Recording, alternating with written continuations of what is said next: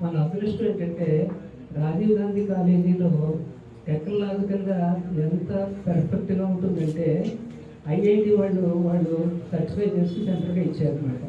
ఒకవేళ రాజమండ్రిలో మనకు ఆ సెంటర్ లేకపోయినట్టయితే సూరంపాలెం కానీ కాకినాడ కానీ తాడేపల్లిగూడెం కానీ వెళ్ళి అక్కడ రాయాల్సి వచ్చిందనమాట. ఎంత స్ట్రిక్ట్గా ఉంటుందంటే ఎగ్జామినేషన్స్, మేము ఫస్ట్ టైం ఎగ్జామ్ రాయడానికి వెళ్ళినప్పుడు హర్ష్ కుమార్ గారు పైన బ్లాక్లోకి రావడానికి కూడా సందేహించి ఎగ్జామ్కి వచ్చినప్పుడు నేను రాకూడదు అక్కడికి అని నన్ను బయటికి పిలిపించారు అనమాట.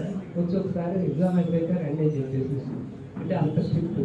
ఇంకో స్ట్రిక్ట్కి ఇంకొక ఎగ్జాంపుల్ చెప్తాను. మా డ్రైవర్ ఎక్కడ ఉన్నాడో నాకు కొంచెం కారు తెలియక అక్కడ వాచ్మెన్ది, బాబు నీ ఫోన్ ఒకసారి మా నెంబర్ కొట్టు మా డ్రైవర్ని అంటే ఫోన్ కూడా ఉండను కదండి మా దగ్గర. అంటే వాచ్మెన్ కూడా ఫోన్ దగ్గర తీసుకోవడానికి వీల్లేదన్నమాట. అంత స్ట్రిక్ట్గా అన్నీ కూడా సీసీ కెమెరాతో అన్నీ కూడా మానిటరింగ్ జరుగుతూ ఉండేటటువంటిది. అలాంటి చోట ఎగ్జామ్స్ రాయడం జరిగింది.